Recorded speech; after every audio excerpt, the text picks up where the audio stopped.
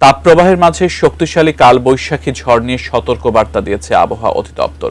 এই শক্তিশালী ঝড়ের সঙ্গে তীব্র বজ্রপাত সহ শিলাবৃষ্টি হওয়ার প্রবল আশঙ্কা রয়েছে। এছাড়াও কালবৈশাখী ঝড় নিয়ে বার্তা দিয়েছেন আবহাওয়াবিদ মোস্তফা কামাল পলাশ। বিস্তারিত জানাচ্ছেন শেখ ফরিদ। দেশের 5 বিভাগে শক্তিশালী কালবৈশাখী ঝড় নিয়ে সতর্ক বার্তা দিয়েছে আবহাওয়া অধিদপ্তর। এই সময় কালবৈশাখীর সঙ্গে বজ্রপাত সহ শিলাবৃষ্টি হওয়ার শঙ্কা রয়েছে। এছাড়া দেশের 2 বিভাগে কোথাও কোথাও ভারী থেকে অতি ভারী বৃষ্টি হওয়ার সম্ভাবনা রয়েছে। ভারী বৃষ্টিপাতের কারণে জলাবদ্ধতা সৃষ্টি হওয়ার আশঙ্কা রয়েছে। সতর্ক বার্তায় আবহাওয়া অধিদপ্তর জানিয়েছে 26 এপ্রিল দুপুর 12টা থেকে পরবর্তী 48 ঘন্টার মধ্যে রংপুর, রাজশাহী, ময়মনসিংহ, ঢাকা ও সিলেট বিভাগের উপর দিয়ে বিচ্ছিন্নভাবে পশ্চিম বা উত্তর পশ্চিম দিক থেকে ঘন্টায় সর্বোচ্চ 80 কিলোমিটার বেগে ঝোড়ো হাওয়া সহ কালবৈশাখী ঝড় বয়ে যেতে পারে। নতুন বাংলাদেশ গড়তে এলো জুলফিকার স্টিল। জুলফিকার স্টিল।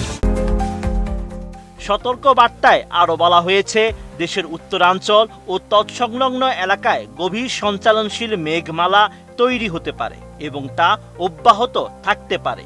এর প্রভাবে 26 এপ্রিল সন্ধ্যা 6টা থেকে পরবর্তী 72 ঘন্টায় ময়মনসিংহ ও সিলেট বিভাগের কোথাও কোথাও ভারী থেকে অতি ভারী বর্ষণ হতে পারে। অতি ভারী বর্ষণের কারণে ময়মনসিংহ ও সিলেট মহানগরীর কোথাও কোথাও জলাবদ্ধতা তৈরি হওয়ার আশঙ্কা রয়েছে।